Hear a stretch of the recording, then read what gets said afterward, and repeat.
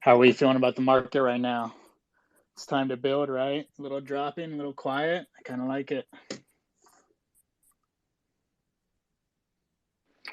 Yeah, I mean it's nice to just be able to build, right? I think there's always enough distractions going on. I think the certain projects just have their head down and are building, and people kind of see that in those projects. And this is the time where that really matters. You know, Yeah, yeah.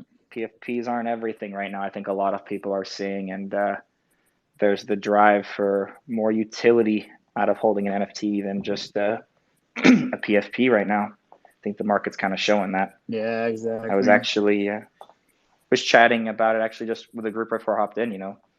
Bored apes are a value buy right now, right? Which who knows if we'll ever see this again. People would have killed 3 months ago for a 73 ETH bored ape, right? They would have, and now it's like it's funny when the market's cheap, no one wants to buy. When it's twice as expensive, everybody wants to buy, and it's the opposite of all that should happen. The only people I feel like that really survive long term are those that just focus on building. You know, they don't Yeah, try and hype. exactly. Also, Do you think this is the downturn of the PFP? Would you say, as a whole, we see a lot less of that happening? The whole five PFP mints a day kind of transforms to like industry specific projects, kind of like what we're doing here. I think what you'll maybe see is utility, and then PFPs being a way to rally the community around it. I think it's going to be tough long term to have your PFP just be about the art or like the vibe, as kind of what a lot of it was. I think the consumer right now is much smarter. They want more value. And there's always going to be that like newer space that wants a PFP. But I don't think it's not the same craze we saw last year. I think it's a different type of market now. yeah, for Yeah, sure. yeah, I think 100%.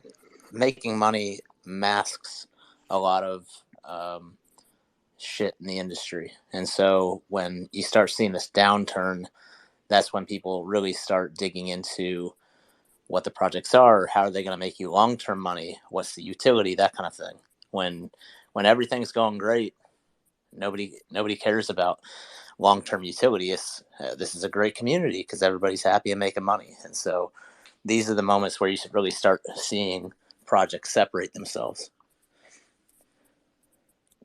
Oh, for sure. Yeah, and I think we're gonna start to see a clear distinction from, everyone talks about 99% of projects are going to zero. I think that's the start of it. We're gonna start to see that separate from the believers and the true builders to, those that strictly aren't. And in my opinion, it's kind of an exciting time to see that separate. Of course, we're seeing the crash. We're seeing a little bit of negativity in the space, I would say, but on my end, I'm excited. We're building. We're in the right position to succeed for the future, and that's kind of how you got to look at it. I think 1,000%. I mean, one of the things to look at is what are the projects that are succeeding right now doing that no one else is doing. And I think it kind of feeds into our conversation. It's in real life events, in real life access, in real life utility. I think VeeFriends is a prime example of a project that's like done it pretty well, right? Where almost the entire value of it is built around burning and claiming these tokens for these in real life experiences or access to to all of these gated things. And and then access to VCon, all of these in real life experiences that happen. So I think any project that, I think a lot of projects that kind of got by on building a community hype, where other people now see, they're seeing another project, and that person's at, NYC, or, NFT NYC with their community, or in Miami. And that project that's kind of just about the art and isn't actually kind of building itself to reach that next level of providing that utility that, maybe I wouldn't say a professional, but just more a mature audience would want. And that is typically going to be your diamond hander, right? They're not your flipper. They're the ones that actually buy and hold NFTs for their core utility. I think that's the market right now that we're in, where those really mature buyers they want a PFP, but they really, really want that real clear value on what they're getting and a real clear team behind it and access to that, I feel like. Oh, for sure, 100%. Let's jump into hospitality a little bit from there. What type of utility comes first in the hospitality industry in the regards to Web3 space? Someone I just brought on stage, actually, Jello. He is a new addition to our team here at Metaverse Hospitality, and some way we are trying to add utility is kind of engaging everyone within the hospitality industry. It starts with bartenders, it starts with servers, it starts with sommeliers. It's starting to get everybody involved who has been there before, has been in that situation. And it's not going to be serving drinks in the metaverse, but it could be teaching you how to make a drink. It could be teaching you how to cook. We've started to see that utility with different projects like Fly Fish Club that are doing events in real life, as well as events streaming online.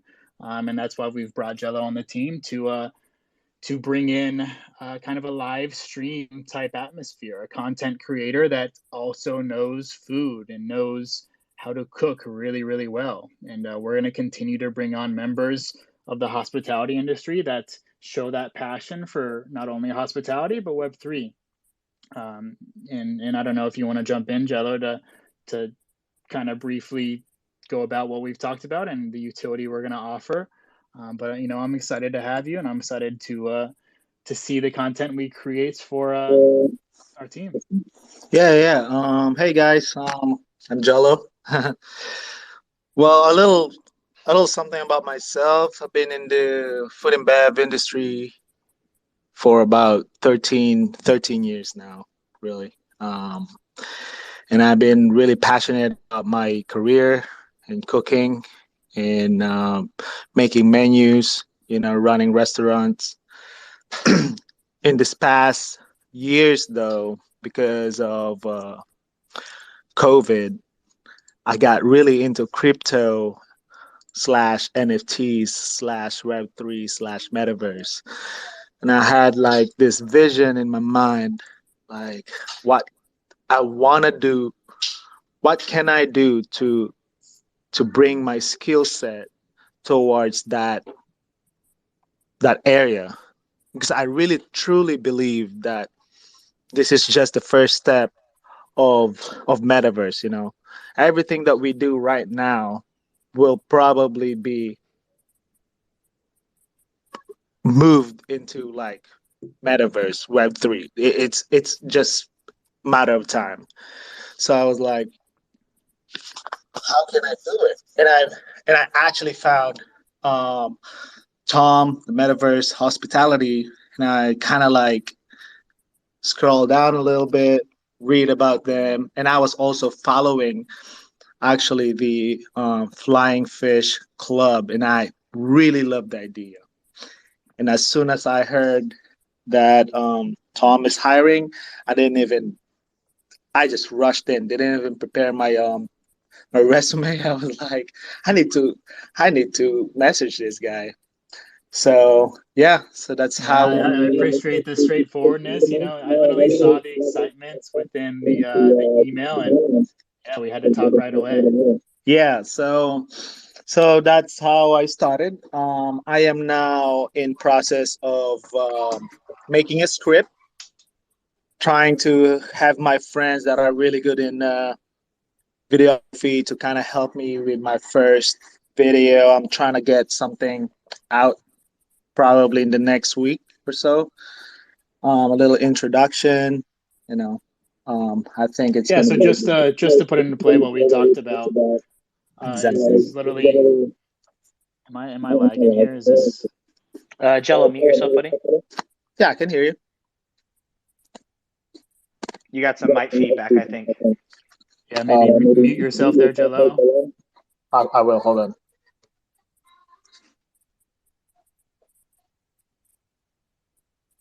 Can you hear me now? All right, I think that's a little better. Yeah, it was just a little too much feedback there, Jello. When we need you to talk, go ahead and jump in. But yeah, what we're going for is getting this video process of having pretty much a chef's dinner every, say, Tuesday night. Once we have this in place, once we have the right content, the right production process, it's going to be a weekly thing, and it's going to be a place to hang out. Another form of utility within the hospitality industry is, cooking, is getting everybody around the table to enjoy their time together. And I think that's huge within hospitality. It's kind of why I enjoy it so much is, your memories on, say, vacation, and your memories, with family is surrounded by the dinner table a lot, with wine and good food and good memories behind it, and we kind of want to start that process with our community on a regular basis. And that's the route we're going. Yeah. Just to jump into the future of hospitality a little bit more, I kind of wanted to hit on the possibility of robotics. I've seen a lot of different companies coming out with, new restaurants, new process that aren't hiring staff anymore, and they're going with, robots serving food instead of that personal interaction. I feel some type of way about it, being, in the hospitality industry myself. Obviously, you're saving on costs a little bit, but you don't have that personal touch. I kind of wanted to hear everyone's thoughts on, do you see that becoming a true thing in the future, where you're going to have a robot server, or do you truly enjoy that personal touch? Because to me, a server can, completely make or break a meal. It's not only that meal in front of you, but it's the atmosphere created, and the people behind, say, the restaurant or the hotel are what create that. So yeah, I'm just curious on you all's thoughts to see if robotics do play a future in the hospitality or not. I'll start if you want. Yeah, let's hear it. Actually, in Japan, there is one. I think it's I'm not 100% sure if it's hotel or a restaurant run by 100% AI robot, which is crazy if you think about it. Everything from cooking to serving to hostess, everything. Yes, 100%. I just read the article not too long ago. But I am my area of expertise. I'm more like into like fine dining, and I'm actually my specialty is actually on fish. I am also traditionally trained sushi chef. So that's one thing that I do is personal touch, and I always talk to my customers as well. So for me personally, in my opinion, it is very important to have like personal touch. But of course, I'm not saying that it's bad. It will save up so much labor, to be honest, in the future. But there should be kind of like a middle ground.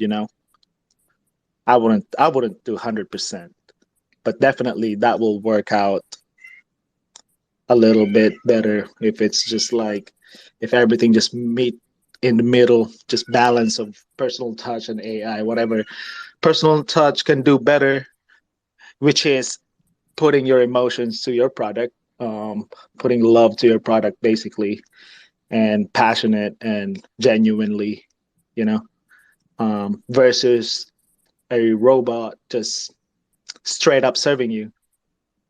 Yeah, 100%. I think there's opportunities to place robots in the right positions, but we can't, and that's ties into a hotel in the metaverse as well.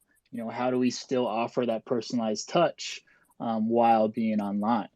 And that's why we want to have, even though it's just an avatar, even though it's just online, that personal touch still matters. Being touched as soon as you see the entrance of the hotel still matters. As soon as you walk to the bar, and if you're not greeted, you're not recognized right away, that still matters. So there's still ways to, I believe, connect it within the metaverse. But yeah, robotics, I think, need to stick to maybe back of house, things that are not involved in personal touch. We got a few hands up. Let's go Iraloa first. I believe that was Yeah. What's going on? Yeah, thank you. Yeah, I think you make a couple great points. I think that robotics will definitely play a role in the future for sure. Whether they should or shouldn't, it's going to happen. Just because as we keep moving forward, there's going to be such a focus on cost reduction, and cost recognition. And so that's always going to be there. In my opinion, like you said, maybe back of the house, but there's such a value to personal touch, that creates that sense of loyalty to a particular restaurant or resort. My wife and I travel a lot, and we used to go on cruises several times a year, and there were definitely cruise lines that we would take because you'd have these little personal touches with certain bartenders, and they just made the week that much better.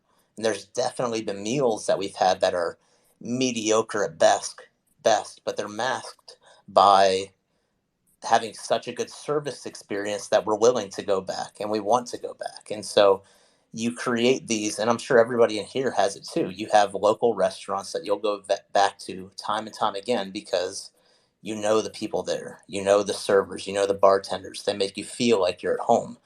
And so there's a value to having that personal connection, that I think is going to play a big part, not just in real life, but also in the metaverse.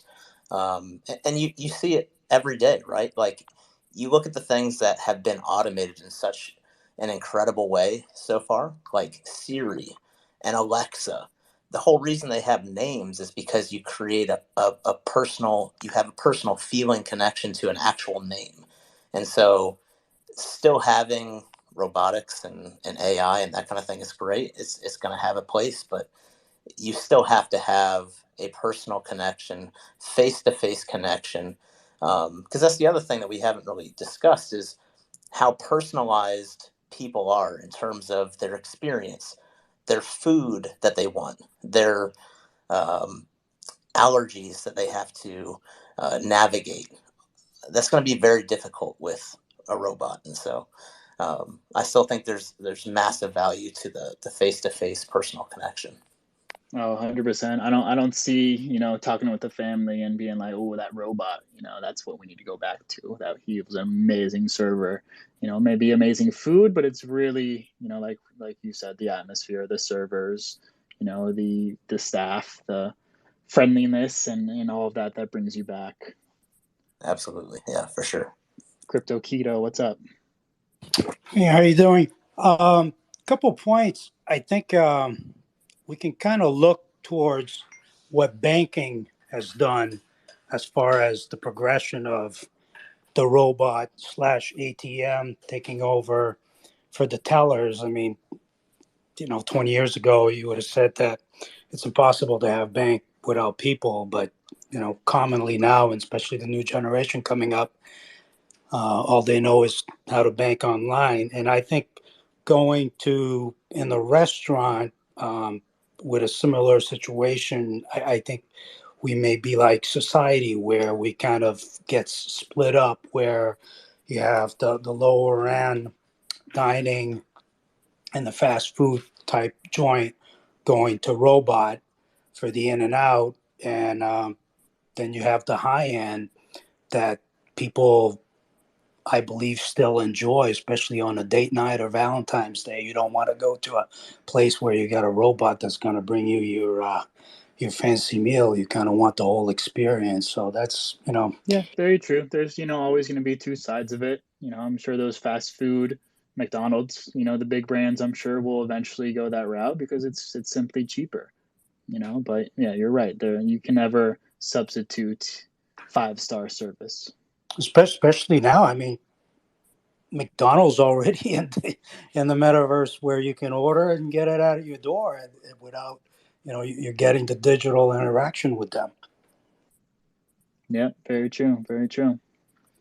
I think that's also something that's unique in regards to, I think they're both at the same time, right? Because say you are in VR and you are in a metaverse and you are at the bar, right? We in Goat's a project I'm involved in, right? They're doing a sports book, right? And so, the idea is like you're going to be able to watch TV or stream content within this VR environment. And so what if that in essence is an augmented live version of the environment in real time, right? So if I'm at a wedding or a restaurant, right? And that offers a hybrid metaverse environment. You could almost semi-participate in the ecosystem by almost mimicking it, right? And so I think there's a play there too. I think that's going to play into events and different things. Maybe not as much in restaurants, but it gets real interesting when you start trying to combine them. I don't think it's one or the other. I think it's both. Yeah, I'd have to agree. At least for the near future, we'll be interacting in both.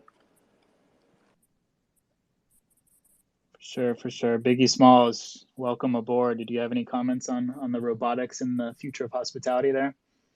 Yeah. What's up, T-Far?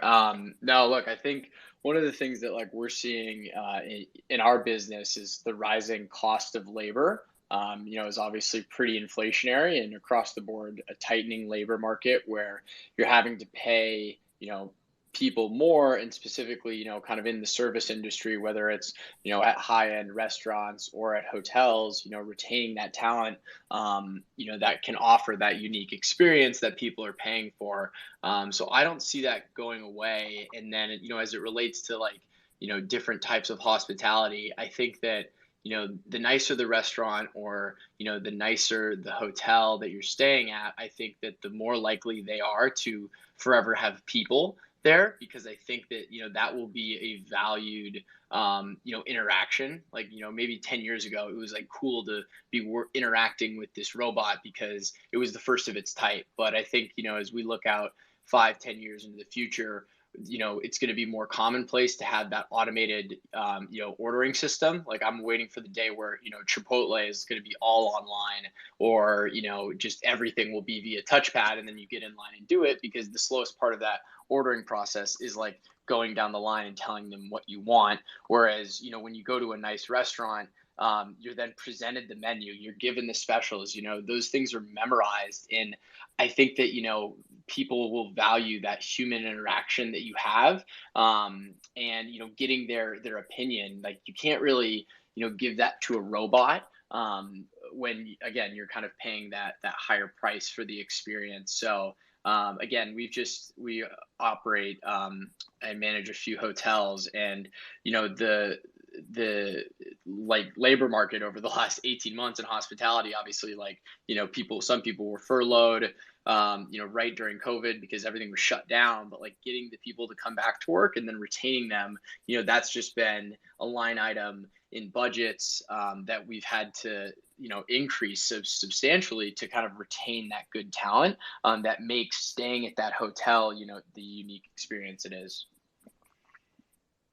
Very good points. Yeah. And it'll be interesting to see, if the big players come in. Is it an Amazon that, regulates everything like that and takes over, or, is there going to be someone that's already in it right now? We're okay being that boutique hotel. We can always offer expertise, being in the space, being early, having those first hotels done. But I think, we are going to see those big players like Marriott, like McDonald's, completely take over in some type of way. What's up, Rashad Main? Sorry, I butchered that, but hey, you could just call me Rock. Sorry. What's up, Rock? Hey, I just wanted to talk a little bit about kind of what Eric kind of was referring to, a little bit about the AR VR connection. And when you start thinking about like the developments that we've seen sort of through the pandemic, a lot of restaurants moving to takeout only, a lot of other things like ghost kitchens spreading across the country. I think when you start to think about all of these things in conjunction, you're going to start to see kind of what maybe the future of the metaverse looks like, where, you and I are going to be able to sit down at a bar and maybe I buy you a beer. And that beer is delivered through a food delivery service to your door and to my door within, say 15 minutes, a similar time that you might wait for your drink in a crowded and busy bar, right? But we're going to be able to share that experience in real time in the metaverse and in real life all at the same time. And I think as you start to scale that across, vacations, maybe trips and stays, even restaurants and food service programs, I think you start to see the scalability of what these sort of, I mean, ghost kitchens, but even online businesses that are just tied into sort of other corporations that already exist, tied into functionality through the metaverse, and then tied into your real life to be able to provide an augmented utility or experience. Oh, for sure. I mean, we're going to see hotels and restaurants, all of the above completely replicates their surroundings in the metaverse. You know, the Four Seasons Hawaii, I'm sure, will come into the metaverse and replicate the exact details of their Hawaii resort. And, you know, we can go on the beach and have a pina colada together. I think that's, you know, the exciting part of it is you can create whatever you want. Yeah, absolutely. And then when you were kind of talking about like robotics in the food service industry, I think like Jello was mentioning, if you look at Japan is kind of leading the way in that sort of market in the world where there's all kinds of machines that you can go and get a burger at, you can go and get a pizza at, you can go and get all kinds of traditional food that you would only be able to go to either a restaurant or like a fast food service place to be able to get. And literally they have vending machines. I was looking at buying some of them. They have vending machines that you can go. They'll make you a pizza. They'll make you a burger. They'll, you know, a number of different kinds of things. And the technology is only expanding. So I think we're going to start to see robotics. I mean, we already do. McDonald's already has, you know, those machines that you can order. You can already order online. Things are expanding in that way.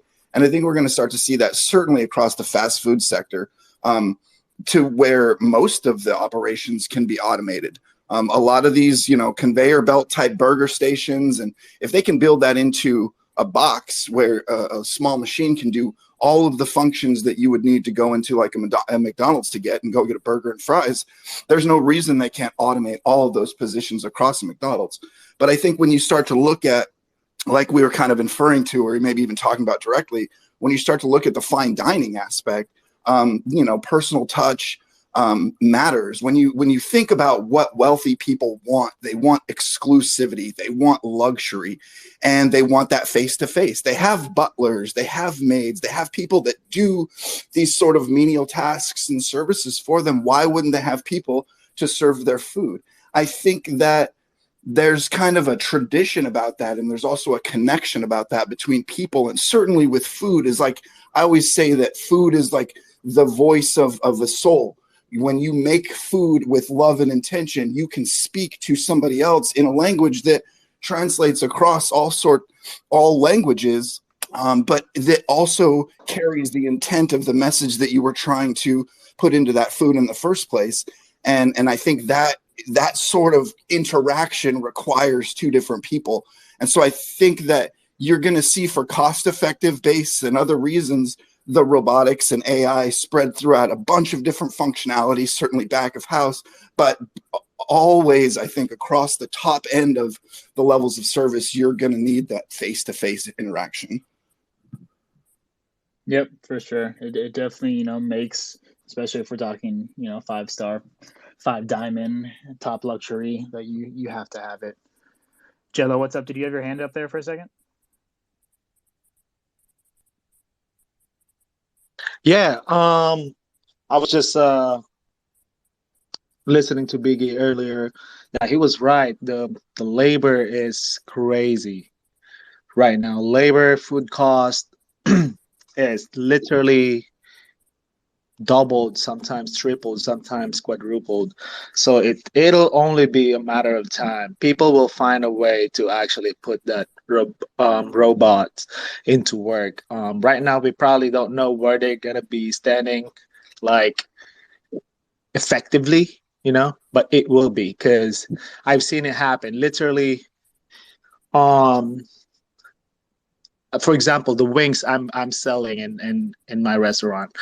It used to be $17 a case. Right now it's around 60. And it used to be like $1 a piece when it's already cooked and we're serving it. And for us to make money, we have to sell it around $4. But we can't really, you get what I'm saying? We can't really sell a $4 wing. It's crazy. Yeah, so yeah. It hurts the user on the front end, you know, but at the same time, like, I guess restaurants as a whole are having trouble finding, employees, or having trouble finding staff. We go to, especially in, Florida, it's crazy busy right now. Everywhere has so many people in it, and there's not enough staff to cover. There's so many restaurants that have signs on the doors that say, sorry, ahead of time because we're understaffed. It's crazy to see it continue. The pandemic was the start of it, but unfortunately, it hasn't quite recovered yet. And those luxury. Definitely, man. That is number one problem. Like I said, I'm managing 3 restaurants right now. Number one problem is workers. Literally yesterday, I had 5 workers called out, and for us to operate, we have to have at least 8. So more than half of my crew just, I'm sick. What can you say when they said they're sick? Yeah, exactly. It's not a time you can risk that anymore. Exactly. So that's why I'm saying that robot thing, that will never be sick. It will come. It's only the matter of time, in my opinion. Yeah, I mean, for we're sure. seeing that across every industry. My wife is in management and in a completely different industry. She has the same staffing issues anywhere I go in town. Every single place, every single convenience store, most other buildings, almost all restaurants that aren't like fine dining, they'll have now hiring signs on them. Yep. If you look online, everybody's desperately trying to source workers. It's weird that, like people kind of got a taste of being at home, maybe had some time to stop and think about like the life that they were leading, or maybe what they really wanted, or had to sort of find online income to survive. And now we're finding that a lot of these people aren't interested in going back to the traditional sort of type of workplace, that they're staying to be online workers, or they're finding some other way to work it out.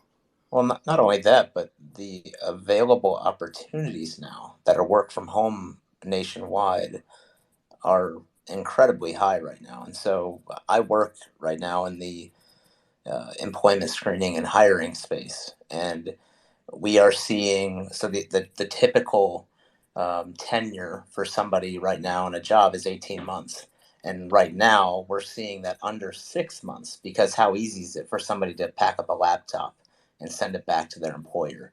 Having that in office, face to face connection, again, creates loyalty. And right now, working from home, people have a lot more flexibility. They have a lot more options. If they're not happy for a few weeks at a job, it's easy for them, like I said, to pack up that laptop and go look elsewhere.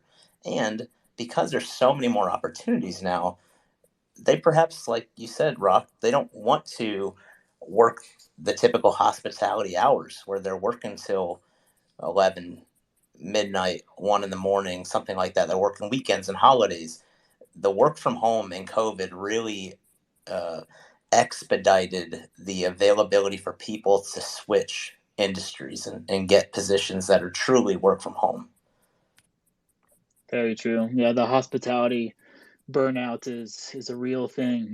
Those hours it's all on your feet usually too. So it's yeah, why would you stay on your feet, all afternoon, all night, when you can be at home behind your computer? So yeah, for sure. I was a golf professional for, I don't know, 9 years. Ended up having my first daughter, and it was shortly thereafter that I realized that working 12 hours a day, all weekends, all holidays, not having a break, while was awesome if you're a bachelor, was not conducive to having any sort of work-life balance, a family atmosphere, nor was it like a huge money-making venture.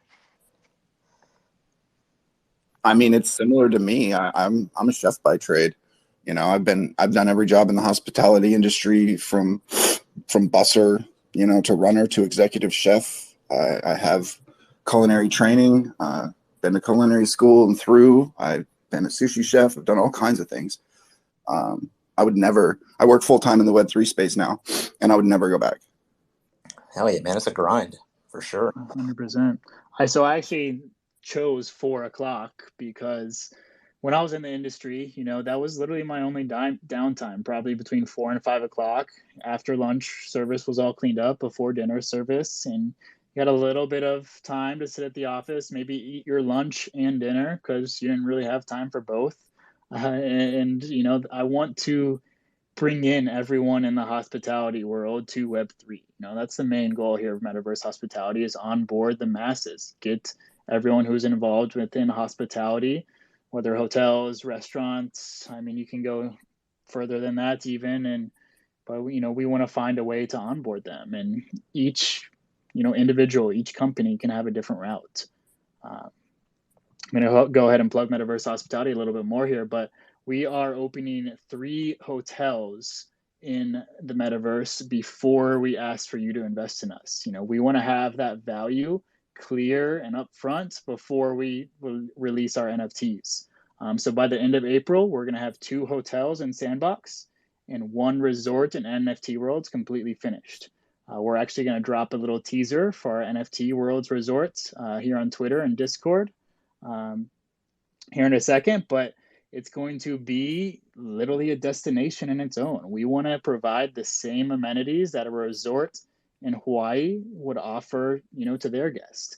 NFT Worlds is a little different, so you can offer a little bit more. We're going to have a ski resorts and a little beach resorts. Why not? We're going to have a little diving center and a place to snowboard because it's the metaverse. We can do what we want, but we're going to have a lot of fun within the hospitality industry, but at the same time, we're building these resorts to show the masses what can be done, to show you we have a blueprint, and this is how it's done.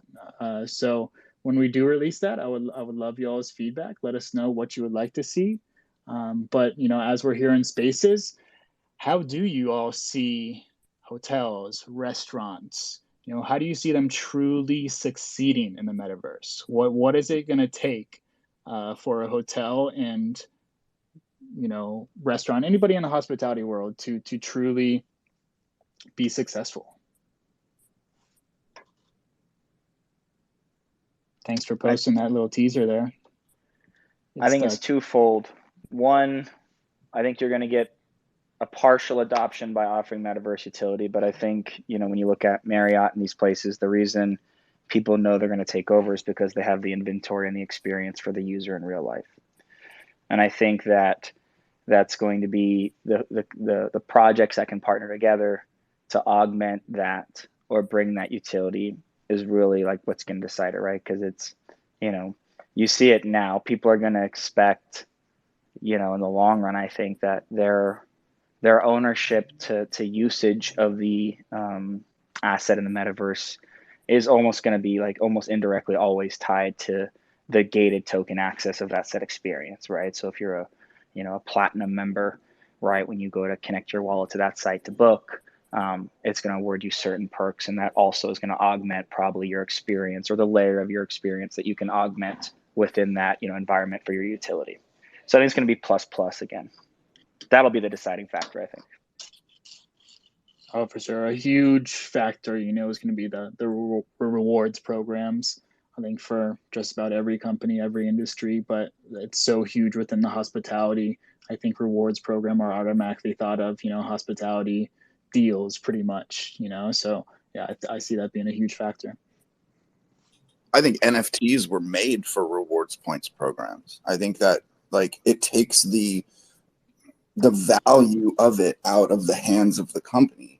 It sort of prevents them from kind of screwing you with points changes to a certain extent, and it leaves the value in your hands of the ability to have collected or potentially resold, used, or whatever you want. I mean, it's similar to the P2E industry, MMORPG sort of based on NFTs. Those markets, it seems like they've been screaming for that for decades, and maybe a lot of players right now don't necessarily know or understand it enough to know that that's what it needs. But I can't tell you how many MMOs that I played, invested so much of my time and life in, built relationships, built connections, got some of the best drops in the game, and those were valueless outside of that tiny ecosystem. And if those had been built and based on NFTs or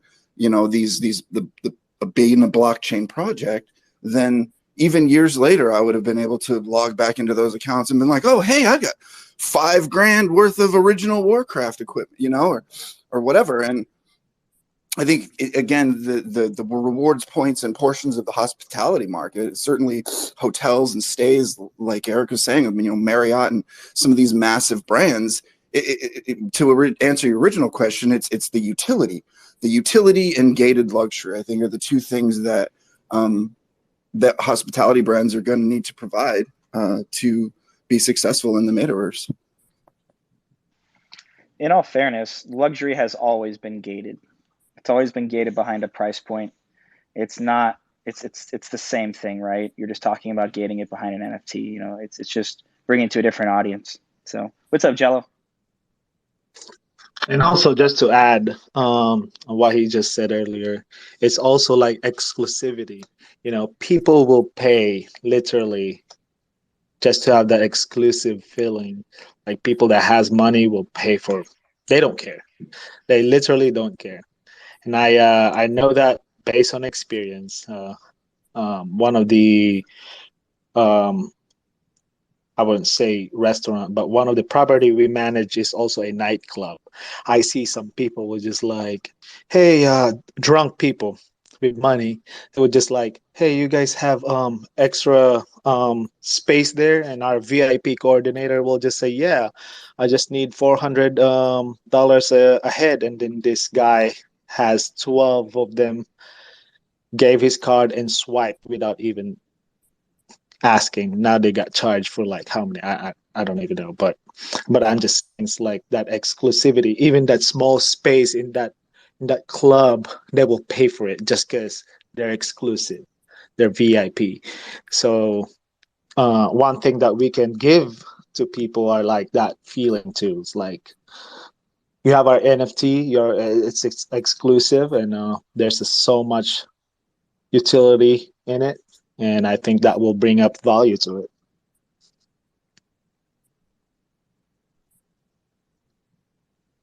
Yep, for sure. That's a great point. There's always going to be those people that, want what they want, and they're going to do whatever it takes to get it. So very, very true.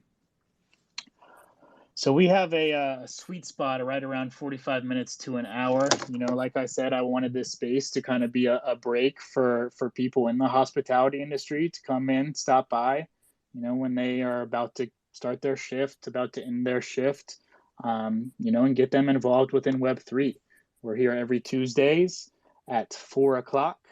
Next week, we're going to open up the floor to projects within Web3, within hospitality. So please, next week, come by again. If you do want to speak about your project, come on up. If you want to invite others that have an awesome project within Web3 that ties into hospitality, which most things do tie into hospitality in some way. So feel free to invite others as you please. And thank you for joining. We had a solid crew here each and every week. We're gaining traction, and I appreciate everyone coming out. Any other comments before we head out on the future of hospitality today? No, just thanks for hosting again, T-Far. Hey, thank you all for coming. We'll see you all next Tuesday, 4 o'clock. Thank you. Thanks. Good night. See ya.